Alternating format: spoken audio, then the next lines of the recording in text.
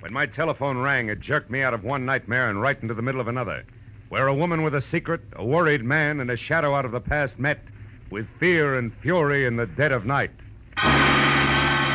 From the pen of Raymond Chandler, outstanding author of crime fiction, comes his most famous character as CBS presents The Adventures of Philip Marlowe.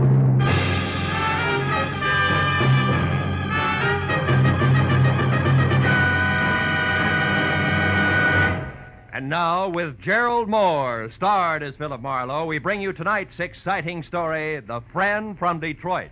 There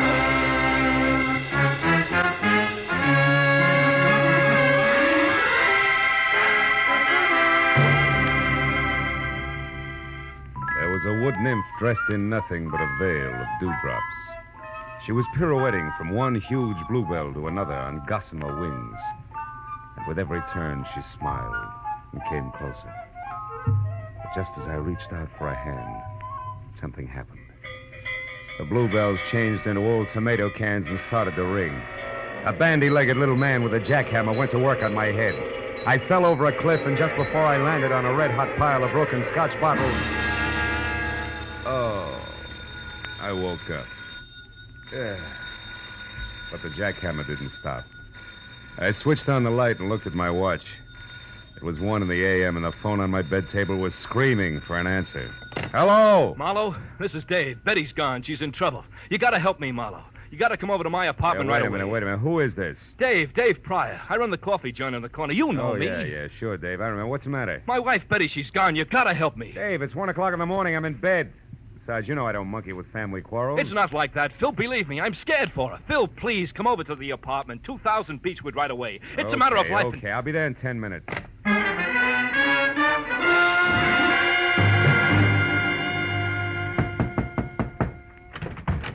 Marlowe, I thought you'd never get here. Look, somebody fired a shot through the door, and when I got back with the aspirin, Betty was gone. All and right, that wait guy a minute, with Dave, hold it. I'm not even awake yet. Look, sit down. Take it from the top. Slow. Yeah, okay. Maybe it started this morning at the coffee joint when a fancy guy came in and talked to Betty. She waits on the table. Yeah, I know. What do you mean fancy? Well, a slick dress, a cufflink, stick pin, all that. I didn't know him, and Betty tossed him off to me as a masher. Maybe he was, but she seemed upset. Slower, huh? Oh, yeah, sure. Well, tonight about 9, another guy came in, a chunky bird with a deep voice. Betty had just got back from shopping, and I was in the kitchen. See, when I heard a tray of dishes fall and Betty came back, white as a sheet, she was scared, Phil, scared. Hey! Oh, I'm sorry. All right. Go ahead. I looked out, and that chunky guy was leaving. Betty insisted he had nothing to do with it, that she was just nervous. Was somebody else in the place at the time? Let's see. Yeah, some Tribune reporter that comes in every night was up at the counter. He was the only one. And Betty stayed on the job till you closed, huh? Yeah, till midnight. But, Phil, she was in a bad shape. Mm-hmm. After we got home here, she sent me out with some aspirin. I was only out for 15 minutes, Phil. When I came back, she was gone. And look, this bullet hole in the glass doors of the backyard. Somebody out there shot at her and maybe hit her or something. All right, Dave, steady. Now take it easy. You and Betty have a gun? No. Why? Well, in the first place, the bullet went out through this glass. It didn't come in. And another thing, Dave, who did you call tonight after you phoned me? Why, nobody.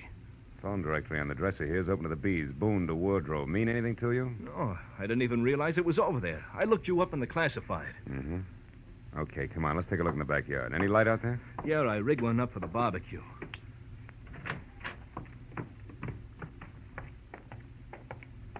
Look, Marlowe, there must be something take it easy. Now, we'll straighten this out, believe me. Now, let's see. Line of sight seems to run somewhere between the barbecue and the gate. No footprints, though. Maybe... Marlowe. Marlowe, here by the tree. It's a hat. Gray snap brim, initials VR on the sweatband. VR. Mean anything to you? Oh, I know.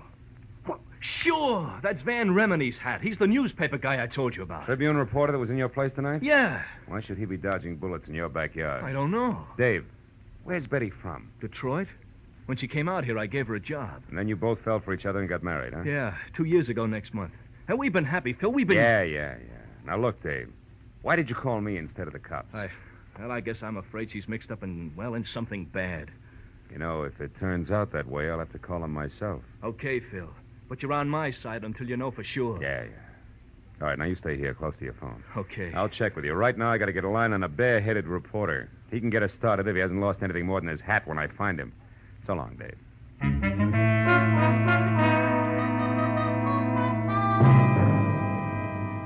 The reporter's hat, 2 strangers, and a bullet hole somehow added up to the fast fate of a hard-working kid named Betty, whose husband's only claim to fame was selling the best cup of coffee in town. It made no sense, but as I walked up the street toward my car, I figured that through Van Remini, I could get to the first answer. I was wrong. The first answer got to me. A thick hedge suddenly sprouted arms.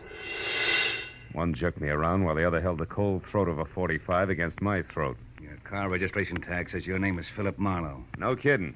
How do you suppose that happened? But it doesn't mention your racket. Shamus, maybe? Could be. And you?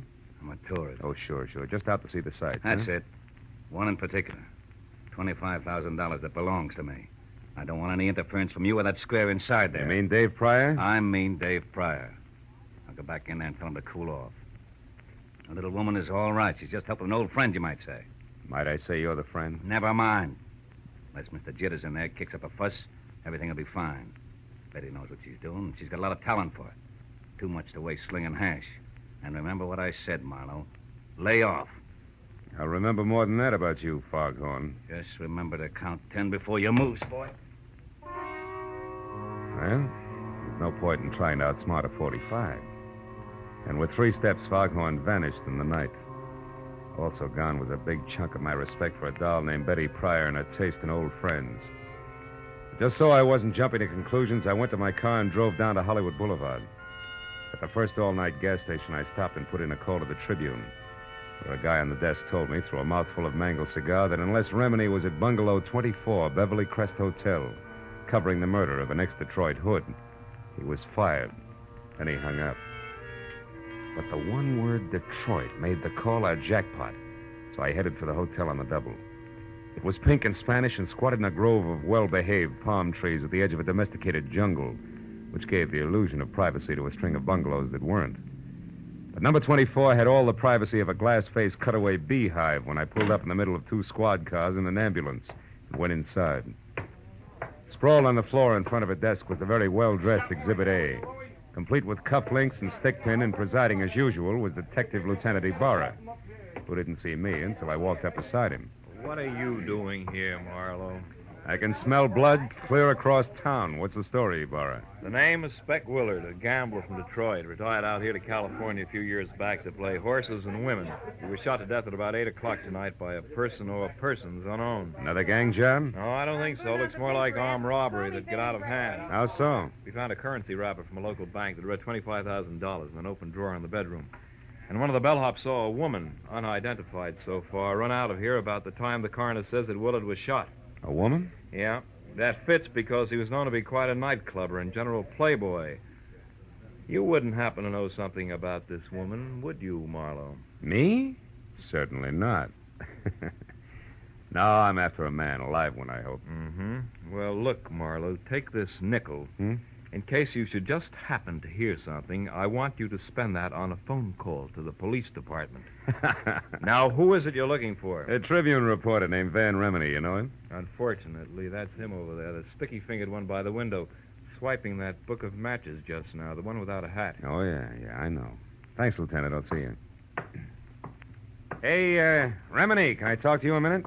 Yeah, sure. What's on your mind? I'm Philip Marlowe, private detective. Well, don't apologize. What's up, Marlowe? Know a girl named Betty Pryor? Pryor? Mm-hmm, yeah. Yeah. She and her husband run a one-arm joint on Franklin, don't they? That's right, Remini. I understand Betty got into a little trouble tonight. Heard about it? Nope. Wouldn't worry, though. Trouble's not new to Betty. Yeah, that's one popular school of thought. Incidentally, you seem to be going a long ways out of your way on this run-of-the-mill murder story, Remini. You're taking a long way around to the point, pal. Get with it. I'm in a hurry. Okay, pal. But keep it under your hat, won't you? The gray one, I mean. Oh, so that's how Yeah, that's the way it is, yeah. Now, do you mind telling me what you saw in Pryor's backyard tonight? You name it. Shall I play dumb or lie? Suit yourself. See, my press card's just as good as your license, sweetheart. It gets me in, gets me out again. In my dodge, that's called reporting. Remini, I'll squeeze the truth out of you eventually. I'm sorry I can't wait. I've got a deadline. Anything else? Yeah, one thing, a match. Yeah, sure, Marlowe. Anytime. Thanks. Mm-hmm. And, Remini, Yeah? don't hang on too long, huh? Liable to singe your pinkies. The reporter blew out the match and looked at me steadily for a moment. and his lips shaped a word I ignored. Then he walked away. I had seen enough of the book of matches he'd stolen to know it was from the Star-Kissed Room, a glossy, glass-roofed dine, dance, and drink emporium near Arthur Murray's studio on Wilshire Boulevard.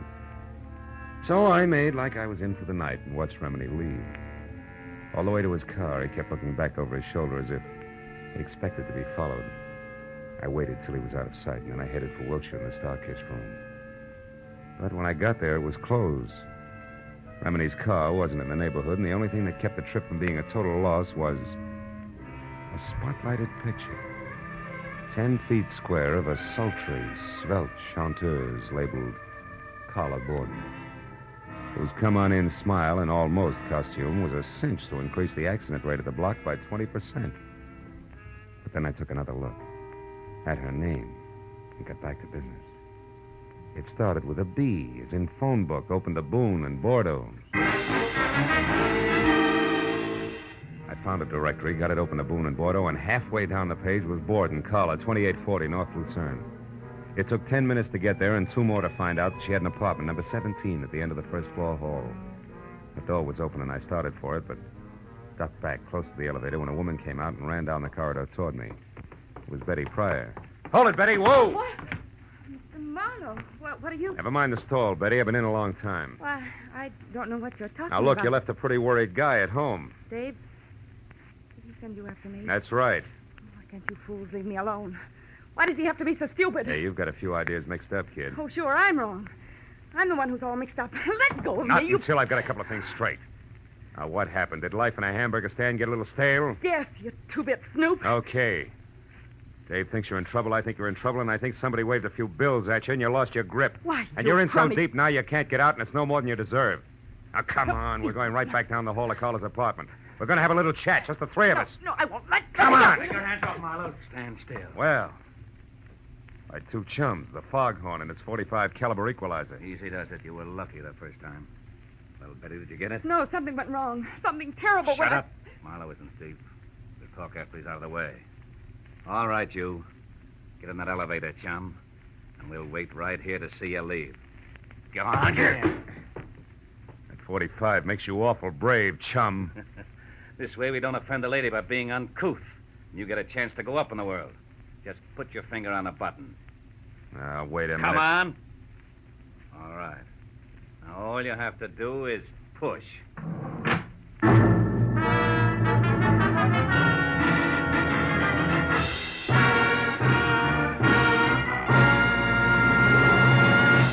In just a moment, we will return to the second act of The Adventures of Philip Marlowe. But first, the most famous neighbors in radio, the Ronald Colemans, will pay Jack Benny a visit again tomorrow as CBS's Great Sunday Night gets underway with another star-studded group of famous entertainers.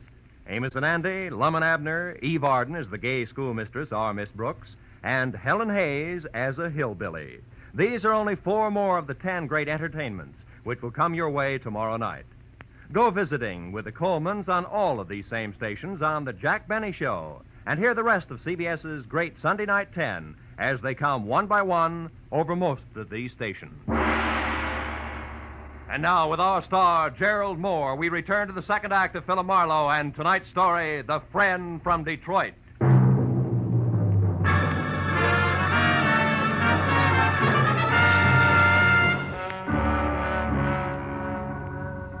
My cage on cables was 10 exasperating seconds getting to the next floor. And I was another 10 getting free of it, back down the stairs and out into the dark street where the red splash of a taillight disappeared around a corner. And that was all that was left of Foghorn and company. So I turned back toward Carla Borden's room.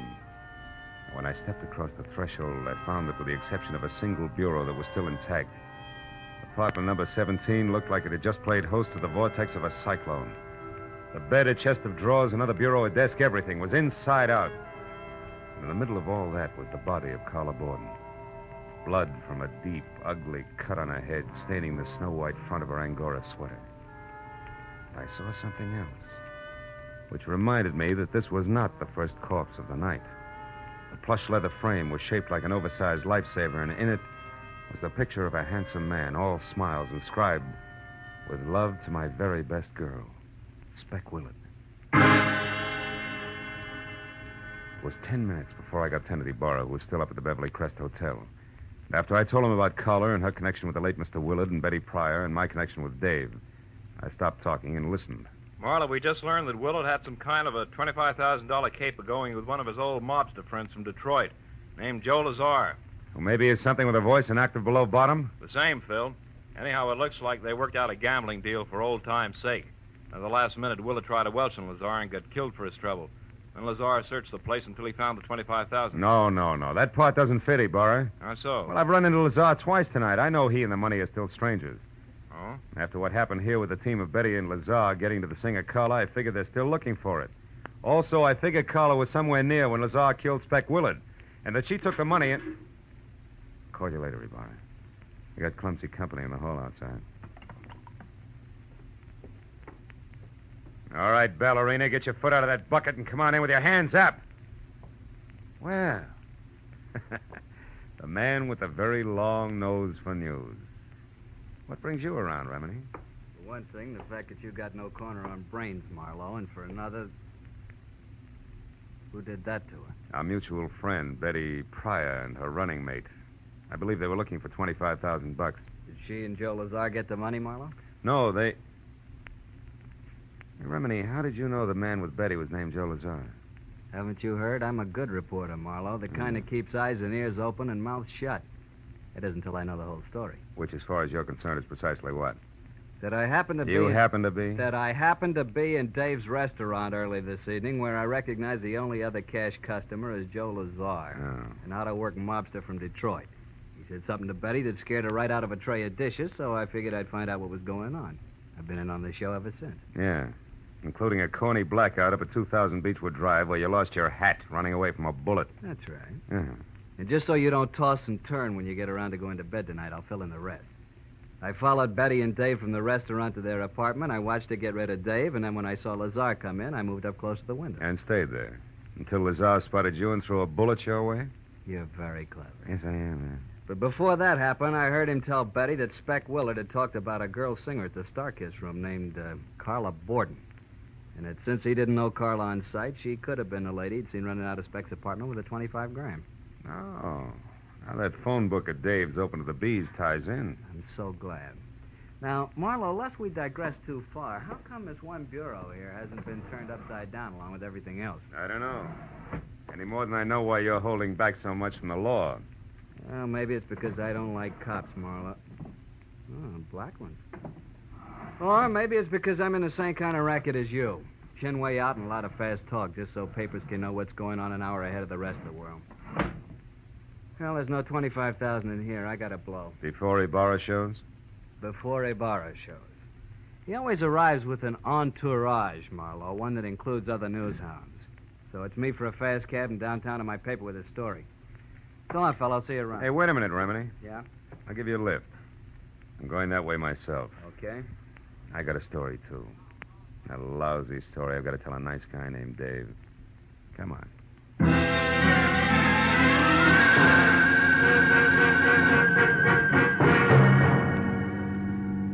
All the time we drove, Remini half-faced me and smoked one cigarette after another while he rattled on about Joe Lazar.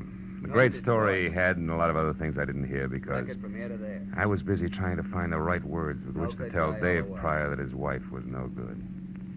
So when we were about halfway to I got a Beechwood deadline. Drive and Remini, who I'll was call it pushing in. close to his deadline, decided to get out and phone his story in from a drugstore, I was glad. So long, Marlowe. Second after that, I knew I was kidding myself.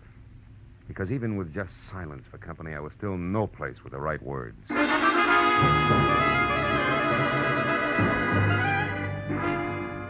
minutes later, when I stood in front of Dave on the steps to his house and stammered out the facts just as I had run across them, I forgot about words, right or wrong.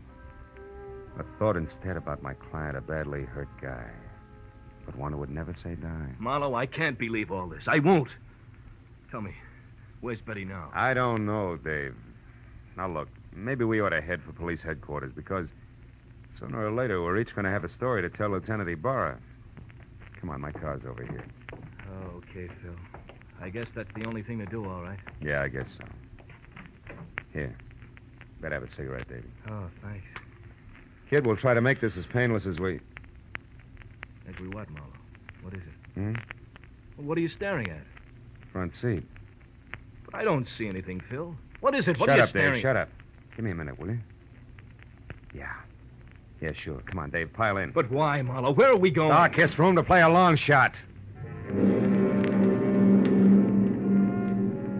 Slapped my foot down hard on the accelerator and kept it that way right through a string of I didn't care what color traffic lights until 5 minutes later when we screeched to a stop, away from the side entrance to the Starkist room. I left Dave in the front seat, piled out fast, and ran a dozen yards to an abrupt halt. At the sight of something that turned the long shot I was playing into an odds-on favorite. It was the stage entrance door, open a couple of inches, and in front of that, and unconscious on the hard sidewalk where it'd fallen, was the clad in blue form of a private patrolman, his pistol holster conspicuously empty.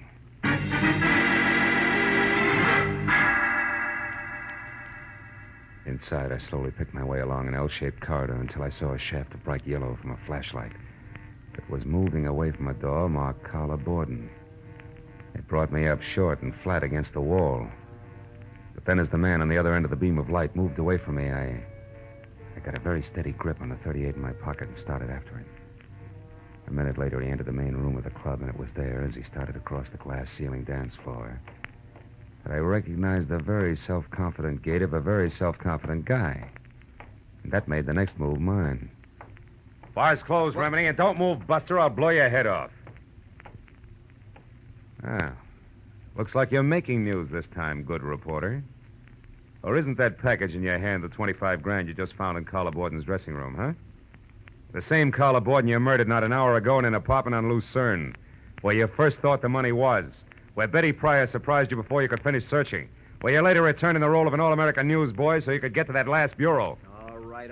I've heard enough, Marlowe. But I'm not going to stick around for more details. You make a break and I'll shoot, Remini. Try it, Eagle. Stop, Remini, stop! Marlowe. Nice shooting, Marlowe. But don't turn around because where I'm standing, it's dark. And where you're standing, it's light. Now, throw your gun away, fella.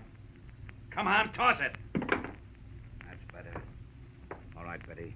Get over to that dead newspaper guy and get the money. And we'll take care of the private detective here. What do you mean, take care, Joe? I can't go along with murder. Spec Willard's death didn't seem to bother you any. Shut up, Marlowe. Spec Willard. Joe, you killed... Yes, I killed Spec, that Welcher. 8 o'clock tonight. And I had to stay undercover, but still get my hands on the money. So, I came to you for help. I didn't tell you about the killing because I didn't think you'd play ball if you knew about it. Now, all that's history now, and I'll still go to your dear husband, Dave, and talk lots about the kind of cheap kid you used to be in Detroit if you don't get moving. Now, what do you say, Betty? I say no, Joe.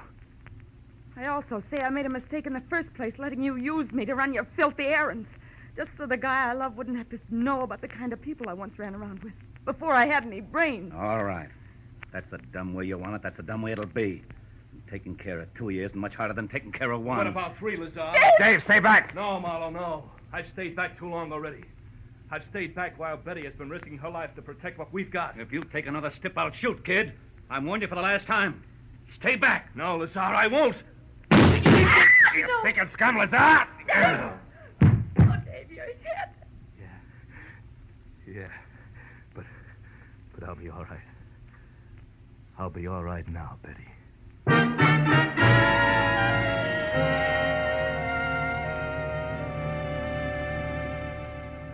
Dr. Reese, please report to surgery. Well, Mrs. Pryor, Dr. Reese, Marlowe, the please doctor says that report Dave's to going to be surgery. fine in a couple of days. Yeah. Caught one on the shoulder, the other on the hip. He certainly had courage, didn't he? Yeah, and you did all right, too, Betty. Mixing in this whole mess just to keep the home fires burning. Tell me, whatever made you think that a guy like Dave wouldn't understand that you turned over a new leaf? Well, Dr. Reese wanted in I surgery. don't know, Phil. I guess I wasn't very smart. No, you weren't, Mrs. Pryor, but you're lucky because Marlowe here was. And that brings me around to a loose end, Phil. How did you know that Remini was your man? Know that? Because of something I saw in the upholstery of the front seat of my car, Ibarra. Tufts of snow-white Angora, which was the kind of sweater that Carla Borden had on when she was murdered, after they struggled. And since you didn't touch the body yourself, they couldn't have come from your suit. No. And Remini was the only other one who had been in my car. So I figured that the Angora fuzz had gone from Carla's sweater to Remini's suit to my upholstery. All of which means that Remini must have been in Carla's room before I got there as well as after. See?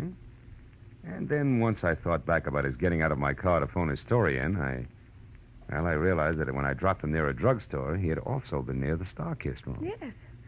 That's exactly where he'd headed. Mm-hmm. You see, Phil, Joe and I followed both of you from Carla Borden's place because, well, after Joe put you in that elevator and we ran, Joe said we had to return and wait for Remini, who was sure to come back and finish his search. And the whole business because Lazar, after he had murdered Speck Willard, was afraid to publicly go after Carla Borden, and the money he felt was his. Yes. And he knew about me and Dave because Speck Willard accidentally dropped into our place this morning. Correction, baby. What? Yesterday morning. Oh, It's now 9 a.m. Oh, and a good time to call quits, huh? Good night, kids.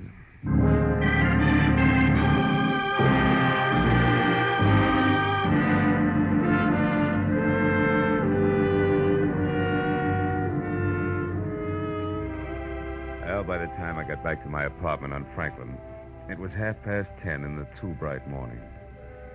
I was sporting sandpaper eyelids and a knot in the small of my back that felt like a wet dish rag.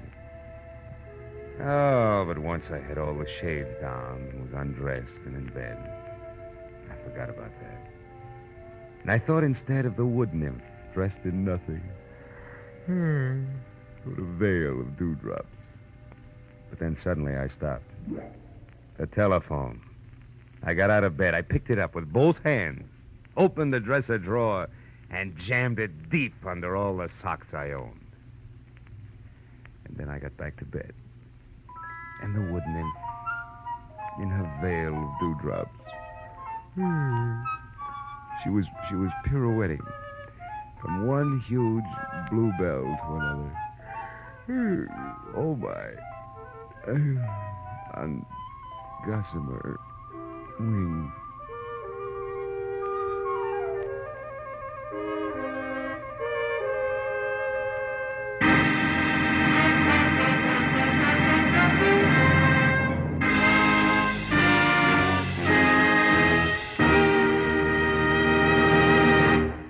The Adventures of Philip Marlowe, created by Raymond Chandler, stars Gerald Moore, and is produced and directed by Norman MacDonald. Script is by Mel Donnelly, Robert Mitchell, and Gene Levitt.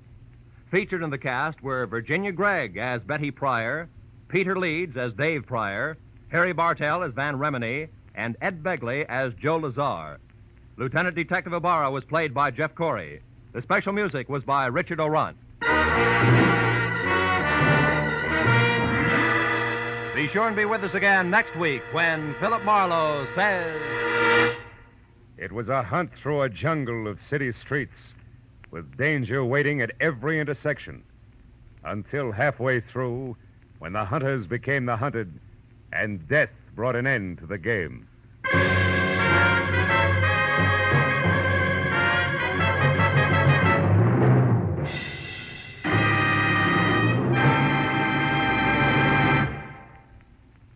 The Colemans visiting Jack Benny, plus Amos and Andy, Eve Arden, and Helen Hayes as a hillbilly. Yes, that earlier announcement about CBS programs tomorrow night sounded great, didn't it? Except you Philip Marlowe fans may have been wondering, isn't there a mystery show among that great Sunday night 10 on CBS? Of course there is. One of the great detectives in the mystery world, Dashiell Hammett's one and only Sam Spade.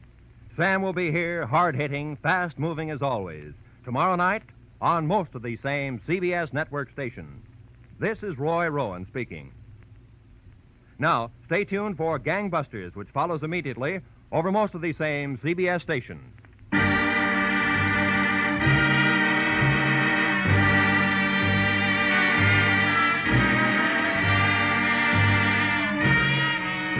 This is CBS, the Columbia Broadcasting System.